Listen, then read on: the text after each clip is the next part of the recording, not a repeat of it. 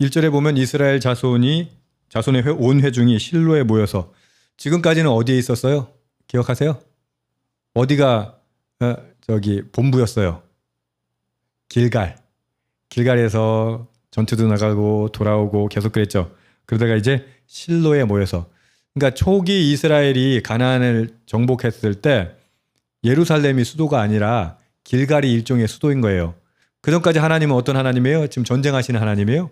이제는 이스라엘과 함께 하시는 하나님. 그래서 회막을 세웠다고 합니다. 이 1절 후반절에 보면 그 땅은 그들 앞에서 돌아와 정복되었더라. 이게 무슨 말이에요? 쉽게 말하면 이미 정복됐다는 거예요. 여러분, 이제 안정적인 수도같이 이제 길갈을 세웠어요. 또 회막도 세우고 그랬는데 2절에 보면요. 그랬으면 다 끝난 것 같아 보여야 되는데 2절 이렇게 얘기합니다. 그러나 이스라엘 자손 중에 그 기업의 분배를 받지 못한 자가 아직도 7지파라. 12지파 가운데 5지파만 땅 분배를 받았고 나머지는 아직 분배를 못 받았어요. 그 못 받은 이유가 뭘까요? 그 이유가 바로 뒤에 나옵니다. 여호수아가 이스라엘 자손에게 이르러 너희가 너희 조상의 하나님 여호와께서 너희에게 주신 땅을 점령하러 가기를 어느 때까지 지체하겠느냐. 우리 신앙의 한계가 여기 있어요. 요술램프 지니 같은 신앙인 거죠. 기도 열심히 하면 하나님 들어주셔. 맞죠? 근데 그 들어주심이 달라요. 지금 7지파가 했던 일이 뭐예요? 땅을 점령하러 가기를 지체하고 있다는 거예요. 하나님께서 약속하신 땅 아닙니까? 그러면 하나님이 주시겠지. 그러고 앉아 있는 거예요. 여러분, 하나님께서 여러분의 자녀를 복 주실 줄, 축복하실 줄 믿습니다. 그럼 어떻게 해요? 가만히 입 벌리고 있으면 뭐 감 떨어지겠지. 그게 아니라는 거예요. 여호수아가 답답해가지고 아이고 답답해 그러면서 나머지 지파에게 하는 말이 뭐예요? 여호와께서 너희에게 주신 땅을 점령하러 가기를 어느 때까지 지체하겠느냐. 하나님이 주셨다니까요. 하나님 주셨는데 그곳에 누가 있어요? 강력한 가나안 족속이 있어요. 그리고 험해요. 도무지 안 될 것 같아. 근데 그냥 니기적 하고 있는 거예요.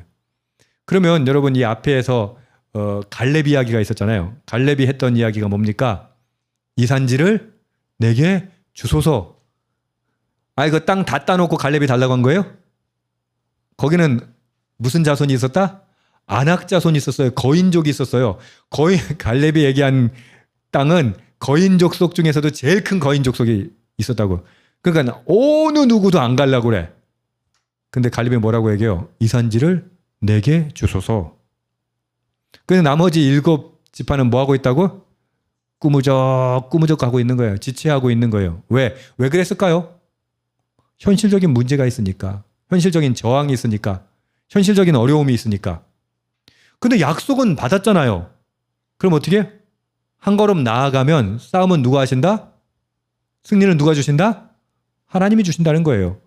여리고성 뭐 열심히 잘 싸워갖고 이겼어요? 아이성 그렇게 열심히 싸웠다고 어떻게 해요? 그 조그만 성에 3,000명 안 가도 됩니다 이랬는데 어떻게 해요? 뭐 우리말로 그냥 박살이 났잖아요. 근데 믿음으로 나가면 어떻게 해요? 하나님께서 승리케 하시잖아요. 제일 유명한 전투가 뭡니까? 해가 달이 멈췄던 사건. 우박이 떨어져 가지고 칼로 죽인 사람보다 우박에 맞아 죽은 사람이 더 많았다. 이 전쟁의 색깔이 뭐라는 겁니까? 하나님께서 행하신다는 거예요. 근데 안 나가면 우박 안 떨어져요. 나가서 안 싸우면 해 안 멈춰요. 근데 그걸 뻔히 지켜봤잖아요, 지금까지. 근데 7지파는 뭐 하고 있었다? 저 가가지고 힘들 텐데. 아니, 갈렙도 그 거인족한테 가가지고 싸우겠다고 나가는데, 갈렙이 몇 살 때? 85살 때. 근데 이 새파란 젊은이들은 어떻게 해요? 저 힘들 텐데. 그러고 안 나가고 있는 거예요. 여러분, 하나님이 주권이 있어요? 그러나 우리가 싸워야 돼요. 하나님의 약속이 있어요? 그러나 우리가 그것을 성취해야 돼요. 그래서 역사의 주인공이 되십시오라고 말하는 이유가 그거예요. 여러분 직장에서 어떠세요? 저는 사실은 여러분들한테 말할 자격이 없어요. 저는 사실은 그 앞에 나서는 거 별로 안 좋아하거든요. 그냥 적당히 봤다가 그냥 따라가는 스타일이에요. 근데 이거는 지금 나머지 7지파 같은 거예요. 좀 힘들어도 좀 어려워도 여러분이 좀 돌파했으면 좋겠어요. 여러분이 하나님의 약속 믿고 전진했으면 좋겠어요. 그랬을 때 여러분의 직장이 변화될 줄 믿습니다. 여러분의 가정이 변화될 줄 믿습니다. 아이고 해도 안 되는데 뭐 그냥 내버려 두지 뭐. 아예 된 데까지 지켜나 보지. 뭐 그러셔도 돼요. 근데 지금 성경을 말한 건 뭐예요? 약속이 있다면, 하나님의 약속을 믿는다면, 하나님의 성취를 믿는다면 어떻게 해라? 나아가라는 거예요. already but not yet이라는 말을 제가 많이 드리죠. 이미 그러나 아직이에요. 하나님의 약속은 주어졌어요. 그러나 아직 성취는 안 됐어요. 그러니까 우리에게 지금 여호수아서뿐만 아니라 성경 모든 곳에 나오는 코드는 그거예요. already but not yet. 이미 이루어졌어. 하나님의 시선에서는 이루어졌어요. 그러나 우리의 현실에서는 이루어지지 않았어요. 그러니까 어떻게 하면 된다? 그냥 순종하고 믿음으로 순종하고 나아가라 라고 말씀하고 계시는 거예요. 이미 주셨지만 아직 차지하지 않은 땅이 저와 여러분에게 있습니다. 자, 그러면 여호수아가 어떻게 될까요? 이 나쁜 놈들, 이 패역한 놈들, 그리고 해야 되는데 여호수아의 리더십은 역시 배울만해요. 구체적으로 이렇게 얘기합니다. 4절 보시면요. 각 지파에 3사람씩 선정해라. 그리고 보낼 거야. 그들 일어나서 그 땅을 두루 다니며 그들의 기업에 따라 그 땅을 그려가지고 내게로 돌아올 것이라. 그러니까 아무것도 못하니까 다그치는 게 아니라 구체적으로 할 수 있는 일을 제시해요. 저는 참 이게 약해요. 안 하면 어떻게 해요? 아이고 뭐 안 하는데 내버려둬라. 지 인생 지가 알아서 하겠지. 그렇게 이런 스타일이에요. 근데 이 여호수아를 보면서 와, 여호수아는 어떻게 해요? 그럼 3명씩 뽑아. 그래가지고 보내는 거예요. 가서 뭘 그려와? 지도를 그려와. 그 지형을 파악해가지고 싹 그려와. 7지파에게 말하는 거예요. 그래서 어떻게? 갖고 오면 그 땅 제비 뽑아서 나누자. 이 행동력이 없는 사람들은요, 이런 부분이 약하거든요. 사람들이 헷갈리는 게 뭔지 아세요? 목표하고 계획을 같은 걸로 생각해요. 목표는 뭐예요? 말 그대로 가야 할 꼴이에요. 계획은 뭐예요? 그 목표를 가기 위해서 해야 할 일을 만드는 거예요. 이해되셨죠? 근데 목표가 있는 사람이 자기는 계획이 있다고 생각하는 거예요. 아니에요. 목표가 있을 수 있어요. 그러나 계획이 없으면 그 목표에 다가갈 수 있어요, 없어요? 못 다가가요. 지금 여호수아가 하는 일이 그거예요. 지금 계획을 구체적으로 세워주는 거예요. 그러니까 행동 강령을 만들어주는 거죠. 그러면 아무래도 나머지 7지파가 따라하기가 쉽잖아요. 우리 아이들을 양육하는 데 있어서 똑같아요. 하나님의 비전, 목표가 있어요. 근데 우린 뭐가 없다고? 구체적인 계획이 없어. 그러니까 어떻게? 야, 말씀 열심히 봐. 기도해야 돼.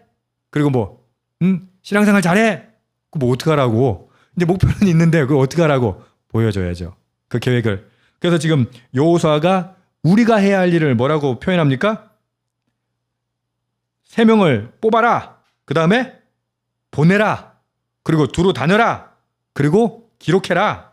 그려가지고 와라. 그리고 돌아오라. 이렇게 구체적으로 과업을 주는 거예요. 여러분, 믿음은 목표가 믿음이 아니에요. 목표뿐만 아니라 그 계획을 가지고 실천하는 거, 그게 믿음이에요. 저와 여러분이 우리 함께 기도합시다. 하나님, 내가 구체적인 비전 가지고 꿈 가지고 목표 가지고 나가되 한 단계 한 단계 계획을 만들어서 주님의 사역을 감당할 수 있는 실천력을 허락하여 주시옵소서. 그렇게 기도할 수 있었으면 좋겠습니다. 그렇게 가져오면 어떻게 한다? 7부분으로 나눠가지고 제비 뽑을 거다. 제비 뽑는 거에 대해서는 지난번에도 설명드렸는데 이건 지금 우리 개념으로 따졌을 때는 마치 이거 운에 맡기는 거 같잖아요. 그렇지는 않아요. 지금은 제비 뽑는 게 운에 맡기는 게 맞아요. 여러분 안 믿잖아요. 근데 이 당시에는 어떻게 해요? 제비 뽑는 가운데 하나님이 역사하신다는 걸 모두가 동의하고 믿었기 때문에 주권은 누구에게 있다? 하나님에게 있다. 저는 그리고 그냥 인간적인 생각이 들었어요. 이게 참 현명하다는 생각이 들었어요. 만약에 여러분들 우리 지금 앉아있는 사람들 착 해가지고 땅을 착 그려와. 그래가지고 대표들이 다 그려왔어요. 그려왔으면 그러면 좋은 땅, 나쁜 땅 다 누가 제일 잘 알아? 꼭 그리는 사람이 제일 잘 알잖아요. 자, 그러면 알아서 합의해서 나누어 그러면 어떻게 될까? 상상이 돼요? 합의해서 나누어 그러면 서준이는 지가 저기 맛있는 거 나오는 땅 찾으려고 할 테고 누구는 높은 땅, 전망 좋은 땅 차지하려고 할 테고 계속 그래가지고 싸울 거 아니에요. 그 어떻게 해요? 피자를 공평하게 나누는 방법 예전에 말씀드렸죠. 어떻게 나누면 돼요? 두 사람 중에 한 사람한테 나누게 하고 나머지 사람이 뭐 하면 돼? 선택하면 돼. 그죠? 그러면 나눌 때 어떻게 나눌까? 정말 신중하게 나눠요. 인간적인 생각인데 이거 진짜 신의 한 수예요. 이게 무슨 말인지 아세요? 그럼 너희들이 대표로 가가지고 지도를 그려와. 정확하게 그려와. 그래서 탁 분배하자. 싹 분배할 거예요. 그죠?